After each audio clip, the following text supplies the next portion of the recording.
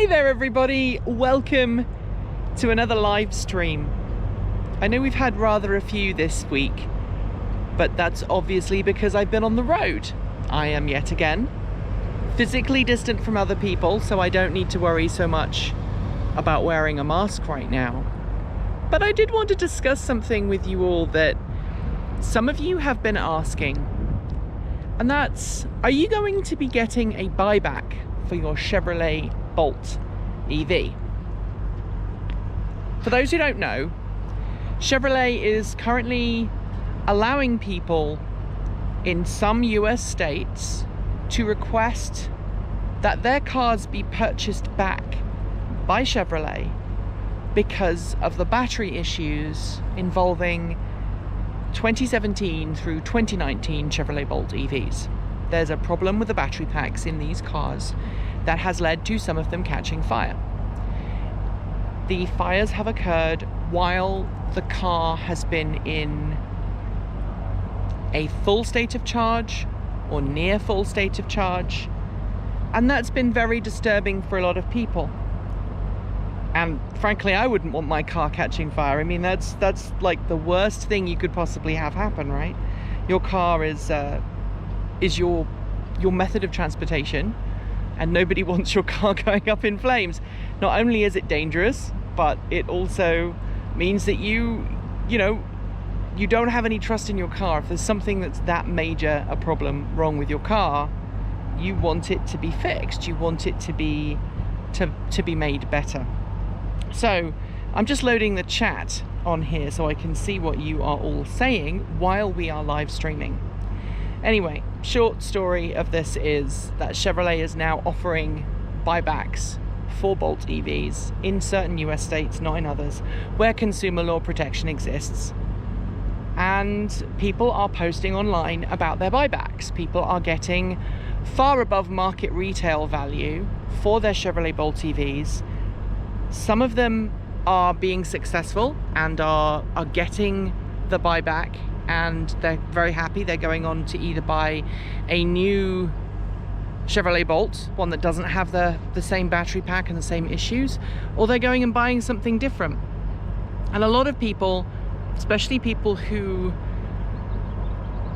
do not feel that we should be driving this car and my partner's car, have asked me personally, have asked Transport Evolved if any of our staff are going to be having a buyback of their Bolts. Now, I can't speak for Winter. Winter is one of our new hires. He has both a Chevrolet Bolt EV and a Tesla Model 3. He used to have a Hyundai Kona EV, and I know that he did have that car repurchased, I believe, by Hyundai. But I can't speak for him or his partner about whether they're going to be engaging in a buyback for the Bolts. But I'm not going to, and as far as I'm aware, my partner isn't going to either. And there are a couple of reasons for that. First, these cars have been incredibly reliable for us. We live up in the foothills of the Coastal Range in Oregon, and so we have never got into the habit of charging to 100%. We've always pretty much made use of Hilltop Reserve mode. And the issues with that last 5 to 10% of capacity when the batteries are at risk of catching fire has not been an issue to us. We don't work our cars particularly hard. We don't charge them up to 100%. And so we've never felt at risk of being a victim to that particular problem. Should that problem exist? Absolutely not. Should Chevrolet replace everybody's battery pack?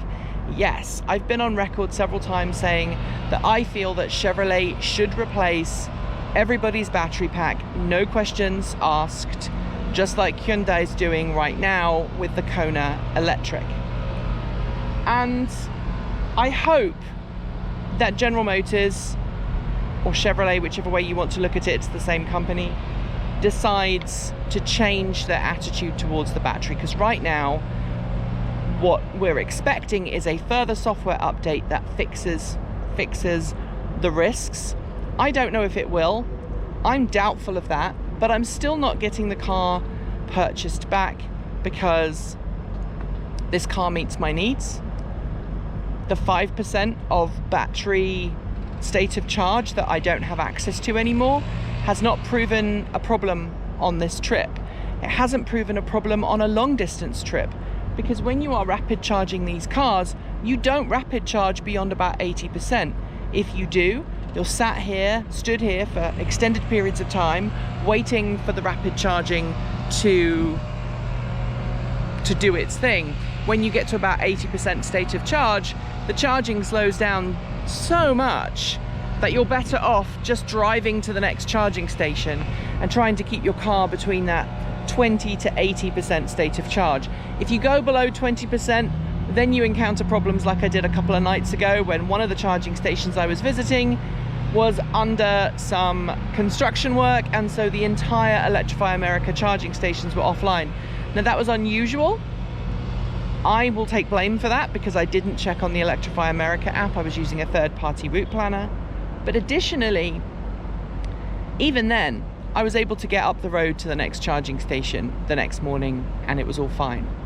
So far on this route, the charge point stations have been great. The Electrify America charging stations, I've had zero problems with any of them, other than obviously that one site being offline, which was a shame because it was right in the middle of the desert and there wasn't really anywhere else to go.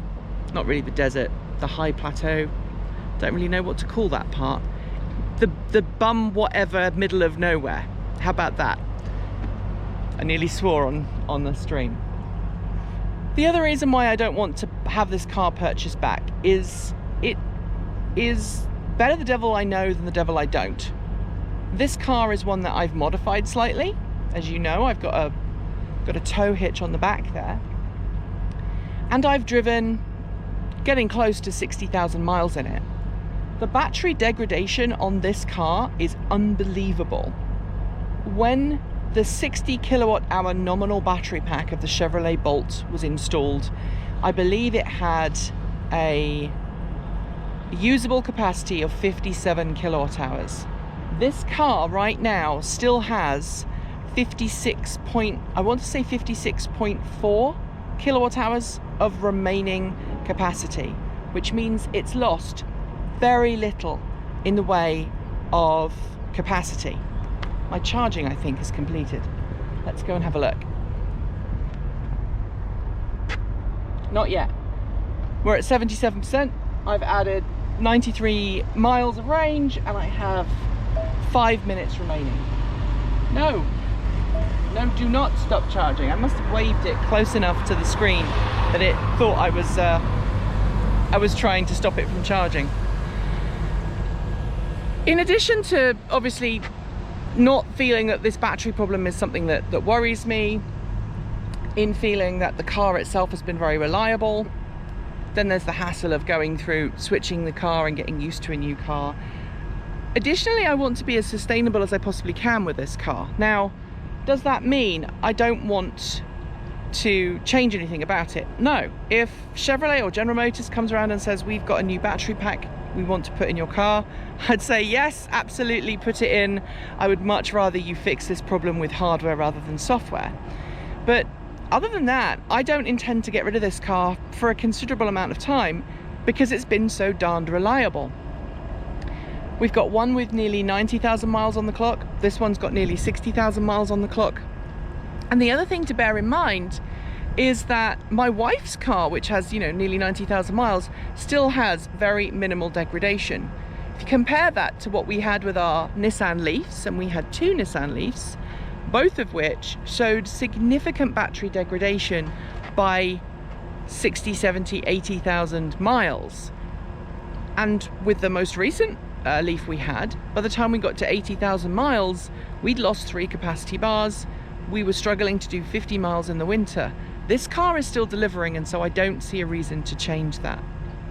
So I hope that you appreciate the reasons why we're not switching, why we're not engaging in a buyback at this moment. Now, if Chevrolet rolls out a software update that is ineffectual, that doesn't do what it says, maybe that conversation will change. But I want to give Chevrolet the chance to fix this because I really like this car. It's such a solid car. It's so functional. It's not the most comfortable car out there, but I can beat it up. I can take it on a 2,500 mile road trip to Southern California over 5 or 6 days and then go back to Oregon, and it just does it. There are some niggles, but they're not niggles that would make me want to sell the car back to Chevrolet right now and go on and buy something else. And I'm curious, if you are a Bolt EV owner, do you feel the same way? Are you someone who wants to have your car bought back? Have you lost faith in the brand? Have you lost faith in electric cars? I am aware that I can't speak for everybody. I can only speak for my own experiences. So share your experiences below. And let's throw in that final thing. People saying you shouldn't be road tripping in this car. It's got a 50 kilowatt maximum rate of charge. It's actually 55 kilowatts if we're being pedantic. And it means that you can never go long distance because you're standing around all the time waiting to charge.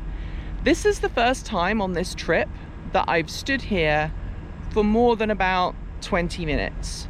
And that's because I like this location. Look at it, it is just stunning. It's where I filmed the Sunday Musing on Sunday last week. It is beautiful. It's not a Wally World, it's a beautiful open location. I feel okay not having my mask on right now because there's nobody close to me. The air is beautiful, it's a beautiful sunny day. I've got my food and drink with me in the car. I'd much rather be here for an extended period of time and enjoy the outside than, I think if it was a downtown location I might be slightly different. But on my trip back from Southern California to here, I've charged at many rapid chargers, and every time I've stopped, I've either gone to the bathroom or I've made some food, or maybe gone and got a sandwich or something from a local vendor. I stopped in Anaheim and went to Chinatown and charged there at a Bank of America. Literally walked over and got a sandwich, and by the time I got back with my sandwich, my car was charged and ready to go. So waiting around for charging is a bit of a myth because there's always something to do. The other thing to bear in mind is if this car was charging at a faster rate, like maybe a Tesla supercharger rate, I would be tempted to get back on the road again more quickly, and that might be dangerous. I'm driving at my absolute limits. I'm doing 400 to 500 miles in a day. Doing any more than that is just unsafe. It's not healthy to spend 4 or 5 hours in a car and then spend 10 minutes charging and then another 4 or 5 hours in a car. And it wouldn't be safe in a petrol car either. And so that's my answer to those people who say 50 kilowatts is slow. I say it's fast enough for me, and my battery degradation is the lowest I've seen in any electric vehicle. Less than a kilowatt hour in what is now 4 years and nearly 60,000 miles. I just cannot argue with that.